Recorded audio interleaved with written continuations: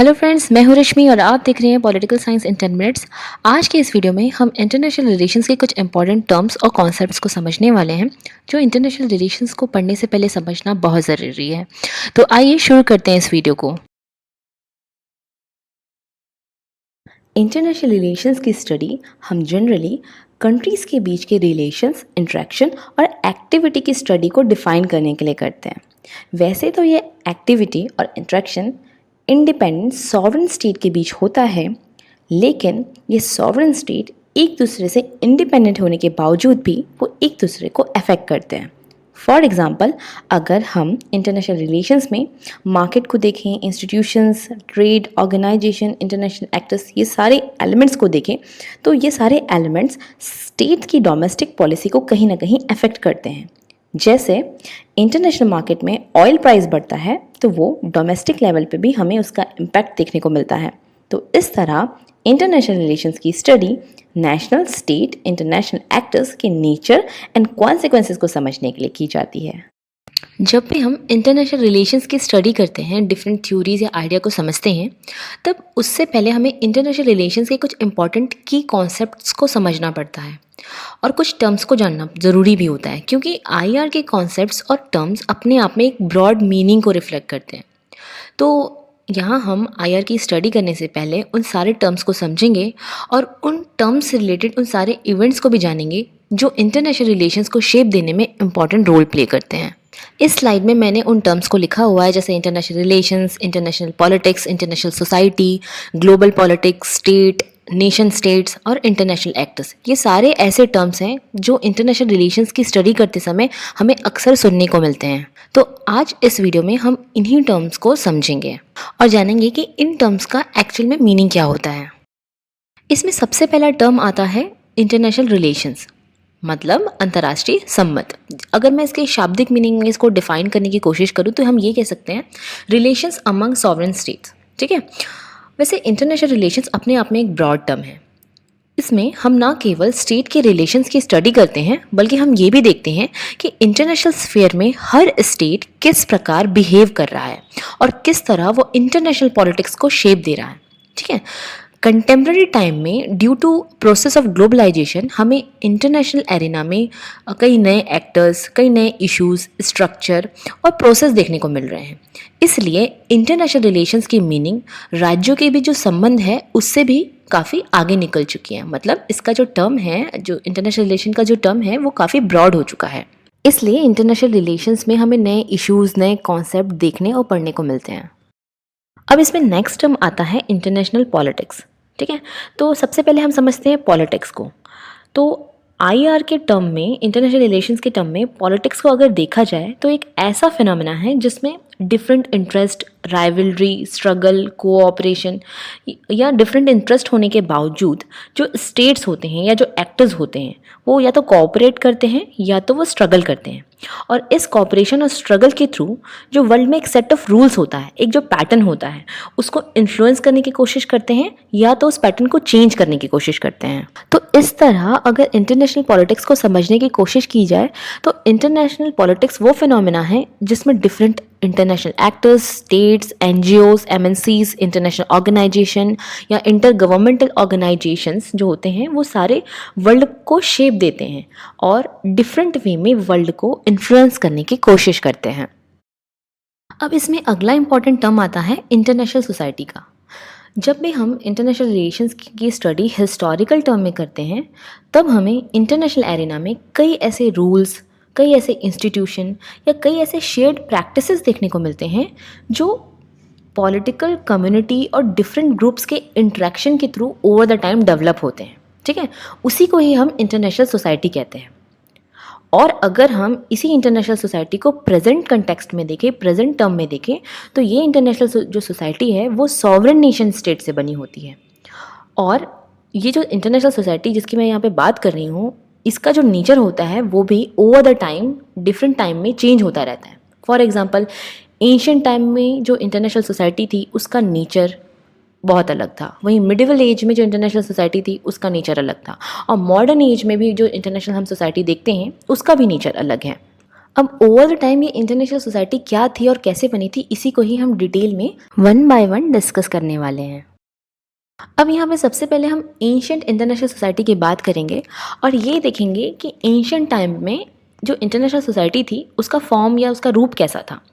तो अगर मैं ग्रीक सिटी स्टेट्स की बात करूँ, ठीक है, ग्रीक की इंटरनेशनल सोसाइटी की बात करूँ तो वो राइटफुलनेस पर बेस्ड थी, डिप्लोमेसी पे बेस्ड थी, ऑनेस्टी पे बेस्ड थी।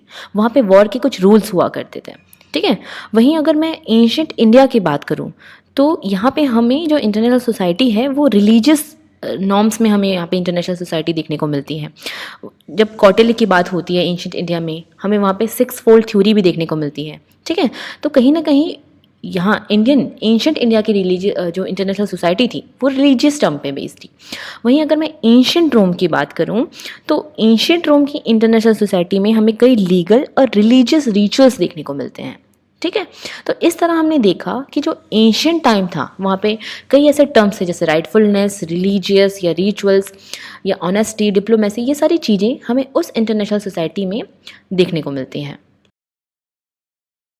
अब इस स्लाइड में हम मिडिवल एज की इंटरनेशनल सोसाइटी को डिस्कस करेंगे और ये जानने की कोशिश करेंगे कि वो कौन कौन से फैक्टर्स थे जो मिडिवल एज की इंटरनेशनल सोसाइटी को शेप दे रहे थे या इफेक्ट कर रहे थे। तो इसमें सबसे पहला आता है spread of Islam. Medieval age वो टाइम था जहाँ पे हमें इस्लाम का बहुत तेज़ी से स्प्रेड देखने को मिलता है। वहीं एट द सेम टाइम अगर हम मध्य यूरोप की बात करें तो वहाँ पर बिजेंटियम एम्पायर का एमर्जेंस हो रहा था। एट द सेम टाइम रोम एक सुपर नेशनल अथॉरिटी के रूप में भी एमर्ज हो रहा था, जहाँ पर कैथोलिक चर्च मेडिवल एज के एक इम्पॉर्टेंट फैक्टर के रूप में भी एमर्ज हो रहा था। और इस तरह हम देखते हैं कि ये सारे डिफरेंट फैक्टर कहीं ना कहीं जो मेडिवल एज की इंटरनेशनल सोसाइटी थी उसको शेप देने में अपना इम्पॉर्टेंट रोल प्ले कर रहे थे। अब हम यहाँ पे मॉडर्न इंटरनेशनल सोसाइटी की बात करेंगे, मीन्स कंटेम्प्रेरी एज की बात करेंगे, जहाँ पर इंटरनेशनल सोसाइटी इंडिपेंडेंट स्टेट से बनी है जो कि लीगली अदर इंस्टीट्यूशन से सुपीरियर है। इस तरह कंटेम्प्रेरी इंटरनेशनल सोसाइटी में हमें principle of sovereignty, non intervention, institution of diplomacy, balance of power and international law जैसे कॉन्सेप्ट भी देखने को मिलते हैं। और इस तरह हम देखते हैं कि जो प्रेजेंट इंटरनेशनल सोसाइटी है या जो मॉडर्न इंटरनेशनल सोसाइटी है उसको बनने में कई सेंचुरीज लगी हैं, जिसमें ट्रीटी ऑफ वेस्टफेलिया का एक मेजर रोल होता है जो कि 1648 में साइन की गई थी। और इसी ट्रीटी के थ्रू पहली बार स्टेट्स की सॉवरेन इक्वालिटी को एक्सेप्ट किया गया था और जिसके थ्रू ये भी डिसाइड किया गया था कि स्टेट्स एक दूसरे के एग्जिस्टेंस को रिकॉग्नाइज करेंगे और बैलेंस ऑफ पावर के थ्रू स्टेट्स अपने फ्रीडम और सॉवरेनिटी को मेंटेन करने की कोशिश करेंगे इस इंटरनेशनल सोसाइटी में। तो इस प्रकार हमने डिफरेंट टाइम पीरियड्स की डिफरेंट इंटरनेशनल सोसाइटी को डिस्कस किया और ये भी जाना कि कैसे डिफरेंट फैक्टर इंटरनेशनल सोसाइटी को मोल्ड करने में इंपॉर्टेंट रोल प्ले करते हैं। अब हमारा अगला टर्म आता है ग्लोबल पॉलिटिक्स। जैसा कि हम जानते हैं समय के साथ वर्ल्ड लेवल पर बहुत सारे चेंजेस आए हैं और पैरेलली हमें ग्लोबलाइजेशन जैसा फिनोमेना भी वर्ल्ड लेवल पर देखने को मिल रहा है। ऐसे में कोई भी पॉलिटिकल इशू का कैरेक्टर जो है वो ग्लोबल हो चुका है क्योंकि वर्ल्ड के बीच दूरियां घटी है और इंटरकनेक्शन बढ़ा है। अब ऐसे में ग्लोबल पॉलिटिक्स के अंदर वो सारे इश्यूज इंक्लूड होते हैं जो वर्ल्ड लेवल पर या रीजनल लेवल पर या इंटरनेशनल लेवल पर या सब रीजनल लेवल पर होते हैं, ठीक है। फॉर एग्जाम्पल आज के समय में इन्वायरमेंटल इशू, टेररिज्म, ग्लोबलाइजेशन, ठीक है, ग्लोबल गवर्नेंस, ह्यूमन राइट, डिसआर्मामेंट या डेवलपमेंट, ये सब ग्लोबल पॉलिटिक्स का हिस्सा है। तो आप ग्लोबल पॉलिटिक्स को ऐसे समझ सकते हैं कि वो सारे ग्लोबल इशू जो डायरेक्टली या इनडायरेक्टली इंटरनेशनल पॉलिटिक्स को इफ़ेक्ट करते हैं। और अगर हम रिसेंट टाइम में ग्लोबल पॉलिटिक्स के कैरेक्टर को भी देखें तो वो काफ़ी चेंज हो चुका है क्योंकि अगर सेकेंड वर्ल्ड वॉर के बाद देखें तो कई ऐसे इवेंट होते हैं, कई ऐसे घटनाएं होती हैं जैसे कोल्ड वॉर, यूएसएसआर का डिसइंटीग्रेशन, ग्लोबल फाइनेंशियल क्राइसिस या 9/11 का टेररिस्ट अटैक और रिसेंट में कोरोना पैंडेमिक। ये सारे इवेंट में ग्लोबल पॉलिटिक्स के कैरेक्टर को 3 लेवल पर चेंज कर दिया है। वो 3 लेवल हैं पावर, सिक्योरिटी और जस्टिस। इस तीनों जो ये 3 लेवल हैं उसे मैं यहाँ पर डिटेल में डिस्कस नहीं कर रही हूँ, इसमें मैं अलग से वीडियो बना दूंगी कि किस तरह ग्लोबल पॉलिटिक्स जो है वो 3 तीन लेवल पर चेंज हो चुकी है। ठीक है, तो अभी हमने यहाँ पे ब्रीफ में समझा कि ग्लोबल पॉलिटिक्स क्या है और ये इसका कैरेक्टर कैसे चेंज हो रहा है। अब इंटरनेशनल रिलेशंस का अगला इंपॉर्टेंट टर्म आता है स्टेट, मतलब राज्य। पर क्वेश्चन ये आता है कि स्टेट क्या होता है। तो इंटरनेशनल रिलेशंस में स्टेट एक पॉलिटिकल यूनिट है जो दो इंपॉर्टेंट कंपोनेंट से बना है, जिसमें पहला है सॉवरेनिटी और दूसरा है टेरिटरी। और इस तरह जब भी हम वर्ल्ड पॉलिटिक्स की स्टडी करते हैं तो इंटरनेशनल सिस्टम में मोस्ट इंपॉर्टेंट एक्टर होता है एक सॉवरेन स्टेट। और अगर हम इंटरनेशनल रिलेशंस की रियलिस्ट थ्योरी को देखें तो रियलिस्ट थ्योरी में state one of the only significant actor होता है। वहीं अगर हम लिबरल थ्योरी को देखें तो लिबरल थ्योरिस्ट का मानना है कि स्टेट बहुत सारे अदर एक्टर में एक इम्पॉर्टेंट एक्टर होता है। तो इस तरह हमने देखा कि रियलिस्ट केवल स्टेट को इम्पॉर्टेंट एक्टर मानते हैं, वहीं जो लिबरलिस्ट थिंकर होते हैं इंटरनेशनल रिलेशंस के या इंटरनेशनल थ्योरी के, वो स्टेट को बहुत सारे इंपॉर्टेंट एक्टर में one of the important actor मानते हैं। अब इसमें अगला इंपॉर्टेंट टर्म आता है इंटरनेशनल एक्टर्स। अगर हम इंटरनेशनल एरेना को देखें तो बहुत सारे प्लेयर्स का रोल हमें दिखाई देता है और इनकी एक्टिविटी इंटरनेशनल पॉलिटिक्स को प्रभावित करती रहती है, इसलिए हम इन्हें इंटरनेशनल एक्टर्स कहते हैं। अगर मैं इनके इनके टाइप्स की बात करूं, प्रकार की बात करूं, तो ये दो प्रकार के होते हैं। पहला है स्टेट, वहीं दूसरा होता है नॉन स्टेट एक्टर्स। यहाँ पर स्टेट सबसे इंपॉर्टेंट एक्टर होता है जो कि गवर्नमेंट को रिप्रेजेंट करता है। वहीं अगर मैं नॉन स्टेट एक्टर्स की बात करूं तो इसमें हमें चार डिफरेंट टाइप्स देखने को मिलते हैं, जिसमें पहला है इंटर गवर्नमेंटल ऑर्गेनाइजेशन, जिसके अंदर हमें UN, united nation, ILO, international labour organisation, WTO, world trade organisation, WHO, world bank, G8 जैसे इंस्टीट्यूशन देखने को मिलते हैं। वहीं नॉन गवर्नमेंटल ऑर्गेनाइजेशंस में हमें एमनेस्टी इंटरनेशनल, ऑक्सफेम, ये सारे एनजीओज देखने को मिलते हैं जो इंटरनेशनल पॉलिटिक्स को अफेक्ट करते हैं। वहीं तीसरे टाइप्स की बात करूँ तो इसमें एमएनसीज मतलब मल्टीनेशनल कॉरपोरेशंस देखने को मिलते हैं। वहीं चौथे इंपॉर्टेंट एक्टर की बात करूँ तो इसमें हमें डिफरेंट ग्रुप्स देखने को मिलते हैं, जिसमें बेसिकली हम टेररिस्ट ग्रुप कह सकते हैं, जैसे ISIS। ये भी कहीं ना कहीं इंटरनेशनल पॉलिटिक्स को प्रभावित करते हैं, इसलिए हम इन्हें इंटरनेशनल एक्टर्स की श्रेणी में रखते हैं। अब इसमें अगला इंपॉर्टेंट टर्म आता है नेशन स्टेट सिस्टम का। अब क्वेश्चन ये आता है कि ये नेशन स्टेट सिस्टम क्या होता है। तो नेशन स्टेट सिस्टम की हिस्ट्री उतनी ही पुरानी है जितना कि ह्यूमन हिस्ट्री। आप इसे ऐसे समझिए कि जब से ह्यूमन के अंदर पॉलिटिकल कॉन्शियसनेस आया है तब से नेशन स्टेट सिस्टम की शुरुआत होती है, क्योंकि हम जानते हैं कि इस वर्ल्ड में कोई भी स्टेट अकेला सरवाइव नहीं कर सकता है, और ऐसे में अपने नेशन स्टेट को पूरा करने के लिए हर स्टेट दूसरे स्टेट के साथ रिलेशन मेंटेन करता है।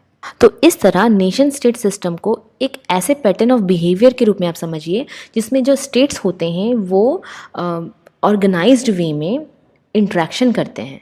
ठीक है, लेकिन यहाँ पे एक इम्पॉर्टेंट बात ये याद रखने वाली है कि जो नेशन स्टेट सिस्टम होता है वो ओवर द टाइम इसका कैरेक्टर चेंज होता रहता है। ठीक है, जिस तरह हमने देखा था कि इंटरनेशनल सोसाइटी का कैरेक्टर किस तरह over the time different factors की वजह से चेंज होता रहता है, वैसे नेशन स्टेट सिस्टम का जो कैरेक्टर है वो भी डिफरेंट टाइम पे डिफरेंट होता रहता है, जिसे मैं आपको एग्जाम्पल के साथ समझाती हूँ। अगर हम 17th सेंचुरी से पहले देखें तो ये नेशन स्टेट सिस्टम एग्जिस्ट तो करता था, पर under the Roman Catholic church, जहाँ पर नेशन स्टेट के पास सॉवरेन स्टेटस नहीं था।